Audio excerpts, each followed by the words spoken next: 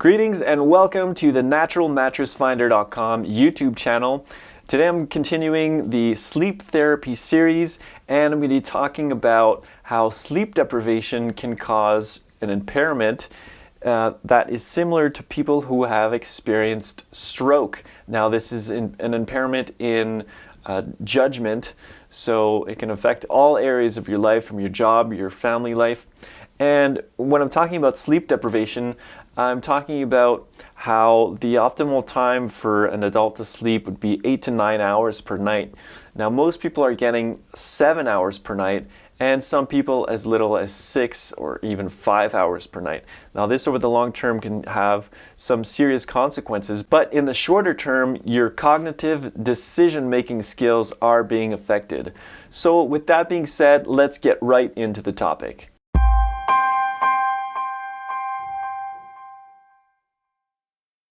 Today I'm going to be talking about the findings of Dr. William Scott Killgore.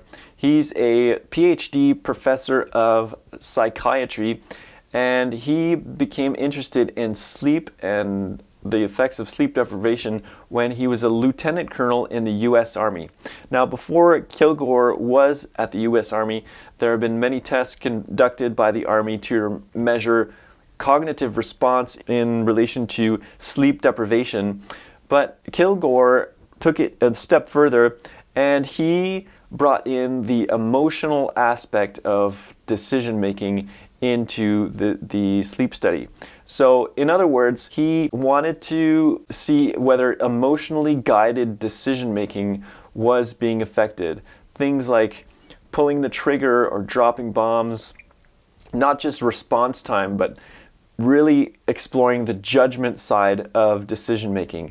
And so he wanted to see how sleep deprivation would affect this. So Killgore wanted to see if it was possible to quantify the decision-making ability of the soldiers in relation to how much sleep they got. He wanted to know whether a lack of sleep could influence important decision-making, like pulling the trigger or dropping the bomb, or making very important strategic decisions. So Dr. Killgore wanted to explore how sleep deprivation was affecting soldiers that were in very emotionally charged combat areas, and how the sleep deprivation, if any, would detrimentally affect those decisions that the soldiers had to take within that time. Dr. Killgore says that emotions that are in check thanks to a healthy sleep routine actually help guide us to make good decisions.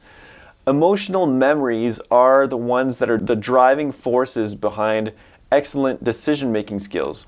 So we make thousands of choices every day, and many of these are made intuitively without really rationalizing what we're deciding about, what makes us make that decision. We just make it based on a hunch or based on a gut feeling, and often it's an emotional reaction that makes us make these thousands or hundreds or even thousands of decisions every day.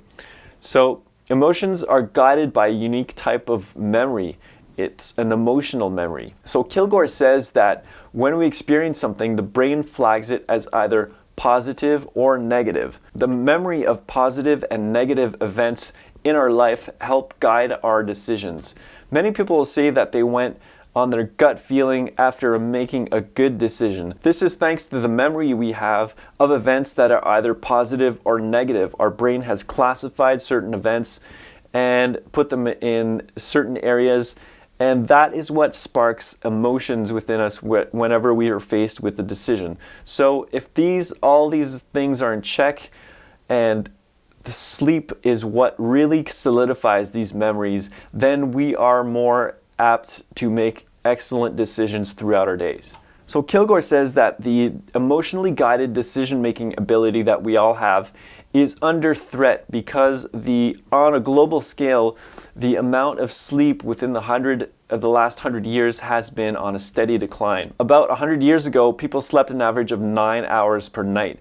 Today, that average is closer to 7 hours a night. This lack of sleep can cause symptoms of sleep deprivation. Now, sleep deprivation is not only something that you hear about on the news you've all heard of torture tactics involving sleep deprivation. Well, you can actually inflict this form of torture on yourself at a smaller scale, but you only need to shave off an hour or two from that 8-hour suggested minimum of sleep to experience the effects of sleep deprivation. So to test this theory, Dr. Killgore created an experiment that is based on gambling. In the experiment, Dr. Killgore has 4 decks of cards, and some of the decks can lead to higher wins but also bigger losses, and the other decks can lead to smaller wins but also smaller losses. So the participant has to kind of memory and create a mind map of which cards will likely get which result. So the participants run through the on-screen computer-generated card game a first time, and they're asked to skip a full night of sleep before returning to do it a second time. Now, most of the participants are in the positive on their first run through the experiment, but in the second run, most of the participants that had wins in the first sessions had some heavy losses in the second one. Most of the participants were unable to maintain focus, and they end up losing track of which card decks represent higher and lower wins and losses. So on the second run of the experiment, after a sleepless night, most of the participants are unable to maintain their focus and end up losing track of which card decks represent higher and lower wins and losses. So the changes in performance between the 2 sessions can be attributed to what's happening in the ventromedial prefrontal cortex. This is where emotional memories are stored and formed during the waking hours of the day. And they're incorporated with our emotional memories and reasoning. This in turn will guide positive decision making. So through brain monitoring, Dr. Killgore discovered that the ventromedial prefrontal cortex was very active during the day, but after a night of skipping sleep, it almost shut down, and there was little to no activity in this area of the brain. So the participants in the experiment could no longer rely on that gut feeling to make quick decisions about the card decks. That's why most of them completely failed to have any gains in the second time they did the experiment. So the shutdown of the ventromedial prefrontal cortex after sleep deprivation could explain that hazy, dazed, and groggy feeling that we have after getting a very short amount of sleep on any given night. Dr. Killgore noticed a very interesting thing about the ventromedial prefrontal cortex in people that experienced sleep deprivation and people that have experienced stroke.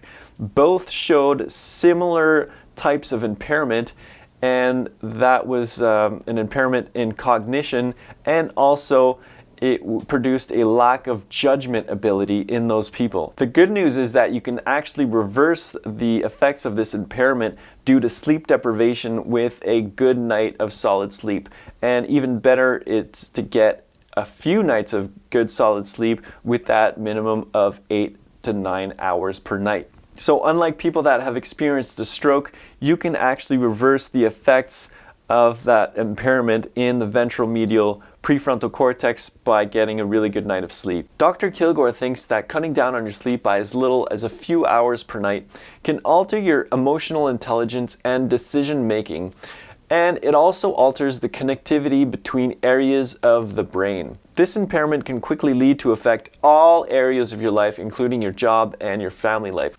So make getting a good night of sleep a priority, as if your life depended on it. Because as we've seen in the Killgore studies, we've seen that the stroke can actually cause a brain impairment similar to somebody who's experienced sleep deprivation. So that is something very serious to think about, and it will probably, hopefully, will motivate a lot of you to not sacrifice sleep. Get that full 8 hours of sleep, even 9 hours if you can. You deserve it. Your body will thank you. Your brain will thank you. So I hope you've enjoyed this video. If you want to get access to the full article that this video is based on, head over to my website, naturalmattressfinder.com. It's in my sleep therapy series. I'll actually leave a direct link in the description below. Please like, comment, and subscribe. Have a fantastic day, and I'll see you on the next video.